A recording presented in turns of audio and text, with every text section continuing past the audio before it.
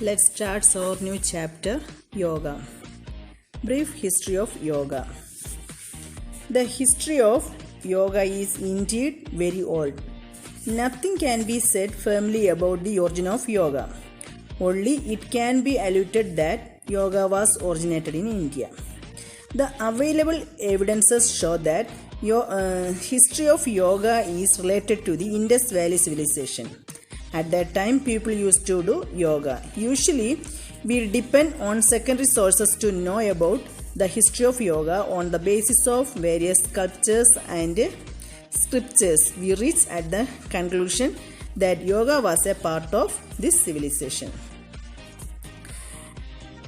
Patanjali also wrote about yoga in 147 BC.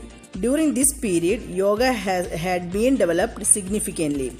Yoga is the main part of Indian culture. Meaning and importance of yoga.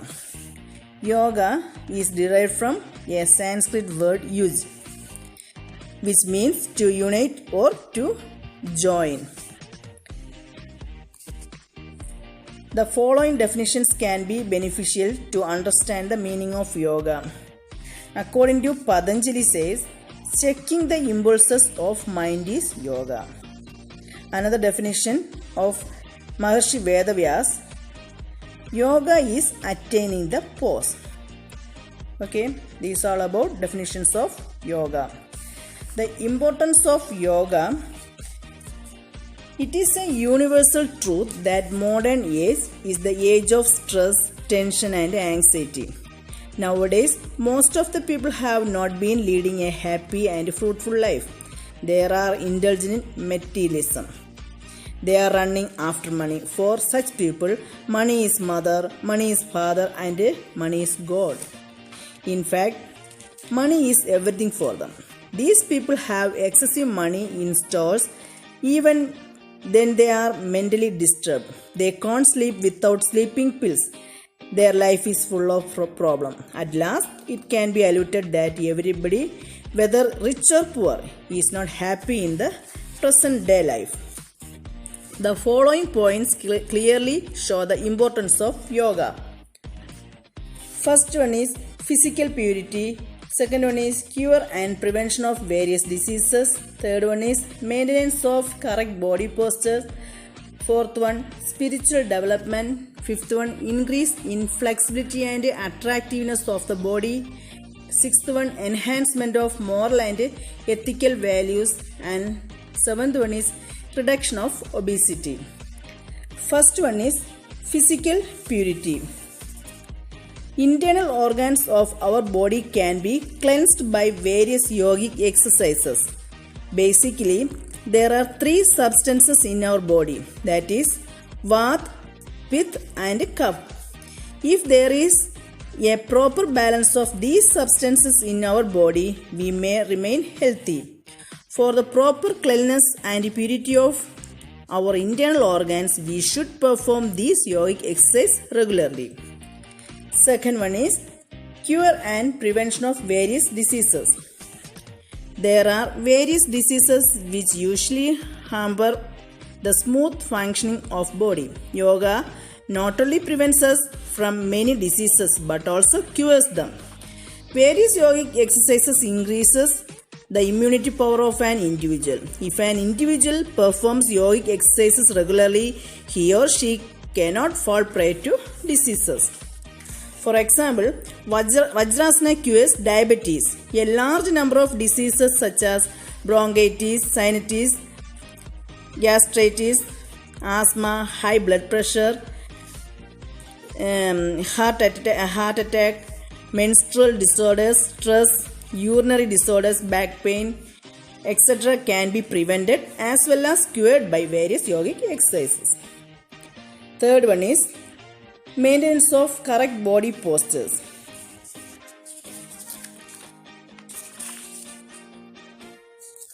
Nowadays, postural deformities are common in individuals. Without good posture, they are unable to do their work efficiently. They cannot enjoy their life. They usually put more energy in simple tasks. If we perform yogic asanas regularly, we can keep the correct postures of our body. Vajrasana, Sarvangasana, Mayurasana, Chakrasana, Bhujangasana, Dhanurasana, etc. are not only preventive asanas but curative asanas also. Through these yogic asanas, we can keep our body in high spirits. Fifth one is spiritual development. Spiritual development through yoga efforts can be made to attain spiritual development. We can have a good control on our mind by doing regular yogic exercises. If our mind is pure, we can make efforts to achieve spiritual heights. An individual personally pays attention to God. He forgets about himself. He does not know who is he or what is he doing. Padmasana and Siddhasana are best asanas for spiritual development. These asanas enhances the meditation power. Pranayama is also useful for spiritual development that brings peace in life. Fifth one is increase in flexibility and attractiveness of the body. Flexibility is very significant for every person. It makes the movements of body efficient and graceful. It is also helpful in preventing sports injury. Various yogasanas increase the flexibility of body. Those asanas are Chakrasana, Dhanurasana, Halasana, Bhujangasana and Shalabhasana are beneficial for increasing flexibility. Muscles also become flexible by performing these asanas. Sixth one is enhancement of moral and ethical values. Nowadays, there is a declining trend in moral and ethical values. By following the first two steps of Astanga Yoga, moral and ethical values can be enhanced. In fact, the practice of yama and niyama such as non-violence, truthfulness, apagraha, non-stealing, satya, Swadhyayana, Santosh, etc. make an individual to more moral and ethical. Last point is reduction of obesity or reduces obesity. Obesity is a worldwide problem. Obese people fall prey to various diseases. Yogic exercise can help in reducing obesity. For example, pranayama and yogic asanas, especially meditative asanas, reduce the obesity. Research studies also have shown that obesity is also caused by mental tension and stress. So, by reducing mental tension through meditative asanas, obesity can be reduced. This is all about importance of yoga. Next subtopic is elements of yoga. Patanjali described 8 elements of yoga in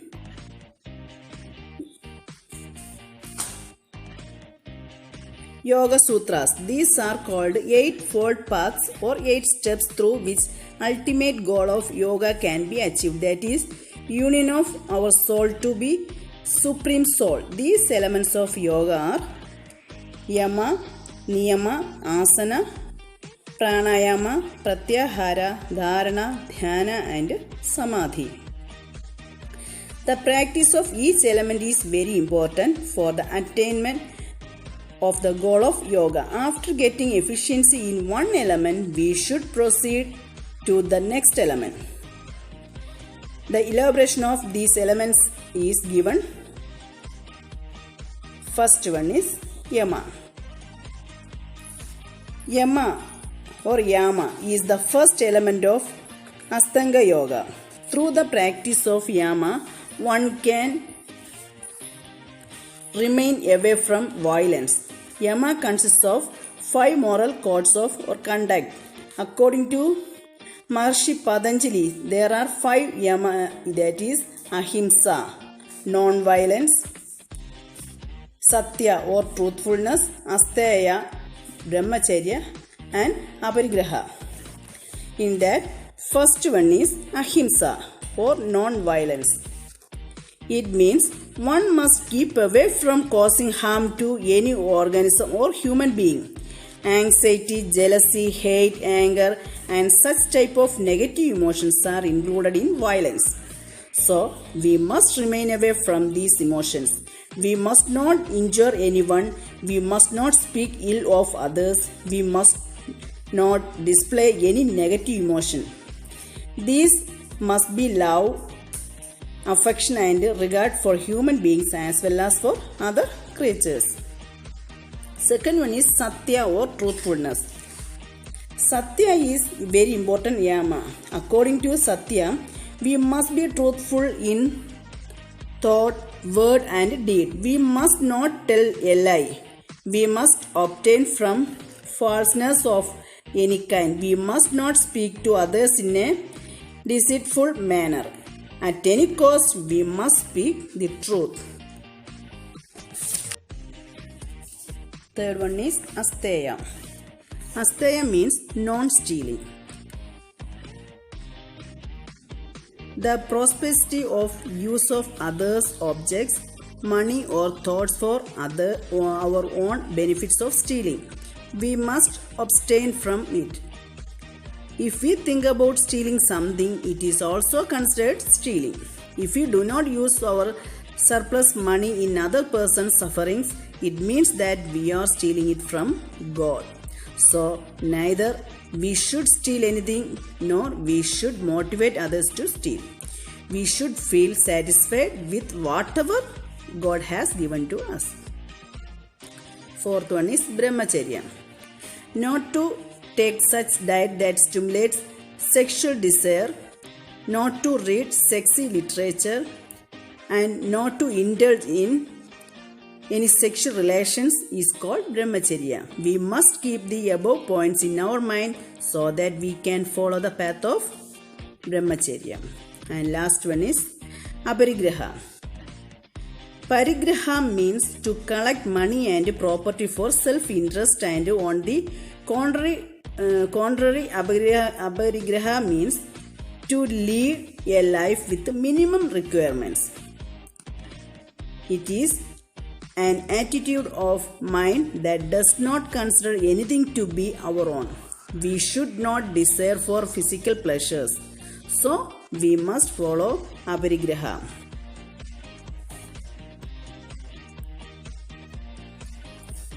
Second element of yoga is Niyama. Niyama is also known as personal rules. Niyama are related to individual's body and senses. Niyama are also ethical practices as yamas. There are 5 niyamas such as Saucha, Santosh, Tapa, Swadhyana, and Ishvara Pranidhana. The explanations are: first one is Saucha. Saucha means purity. We must be clean physically as well as mentally. We must keep our body clean externally as well as internally. About Santosh. Santosh means contentment. We must develop a feeling of satisfaction in all situations of life. We must feel satisfied with what God has given us. We should not run after desires. That is about Santosh. Next, Tapa. To endure the difficulties, obstacles, and complex situations easily in the way of attaining the objective and to go ahead continuously towards the goal is called Tapa. We should accept the conflicts like pleasure and pain, loss and gain easily. Fourth one is Swadhyaya. To study the great Vedas, Upanishad, Gita with devotion is called Swadhyayana. Swadhyaya. It is first type of study. Second type of study is the study of self. To know about who am I, what should I do, what am I doing, what is the aim of my life. The above 2 types of studies are related to Swadhyayana. And fifth one is Ishvara Pranidhana. It is very important stage of Niyama. To dedicate all the deeds to God is called Ishvara Pranidhana. In such a stage, a true devotee thinks that whatever facilities and prosperities such as body, mind, youth, intelligence, position, power, respect, etc., he has achieved in life are only due to God's grace. He surrenders to the God and removes pride, ego, and other impurities from his mind. These are about Niyama. Third one is Asana. Asana is yogic postures and positions. After Yama and Niyama, Asanas come on third number. Asana means position or posture of body. It also means to sit in easy posture. Due to its popularity, most of the people think that yoga is nothing but asana. They are not aware that asana is a step towards yoga. In fact, asanas are performed to keep the body flexible and young. Asanas also enhance the beauty of the body by reducing inappropriate accumulation of fat in the body. There are various types of asanas such as corrective asanas, relaxative asanas, and meditative asanas. These types of asanas have different types of effects on various organs of body. These asanas activate the functions of various organs. Asanas can be performed from young age to old age without any problem. Fourth element is pranayama. Pranayama is the control of the process of breathing. It can be or it means the appropriate control over inhalation and exhalation. Basically, there are three constituents of pranayama. That is Puraka, that means inhalation. Kumbhaka means retaining the breath. And Rachaka, exhalation. It helps in regulating the metabolic activities and enhances the function of heart and lungs. It also provides longer to life.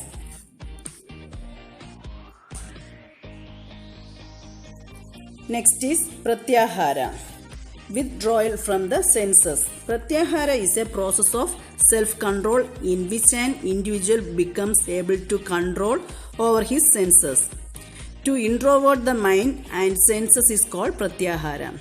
In Pratyahara, the senses no longer respond to the external objects that hinder mental concentration. The attachment of various senses such as words, beauty, touch, taste and smell, etc. diverts the individual from the way of self-welfare. The practitioner of Pratyahara starts feeling extreme pleasure in God. These are about Pratyahara. Next is Dharana or concentration. Dharana is the concentration of mind. It is seen that the mind has a tendency to get scattered, but if the scattered mind is brought under control and set to one focal point, concentration is said to be achieved. The focal point can be in the center of the forehead or navel or pointed soothing light at a distance. Dharana is the first step towards samadhi. In fact, dharana is a mental exercise which enables a yogi to go ahead towards dhyana and samadhi. Next one is dhyana or meditation. Dhyana is a process of complete constancy of mind. It is a stage prior to samadhi. Dhyana remains attached to our life at every moment. Whenever we perform any specific task in the family, it is usually advised to do that task with dhyana. But we do not understand its appropriate meaning. Dhyana is a complete concentration of mind over a period of time without divergence. This is all about dhyana. At last, samadhi, enlightenment. The union of individual souls with the Supreme Soul is called samadhi. Samadhi is also called the checking or destruction of all the impulses of mind. During the stage of dhyana, when the disappearance of self-awareness takes place, the yogi attains the stage of samadhi. He begins to feel the real truth. He forgets himself completely. He begins to experience the divine pleasure. This is all about samadhi.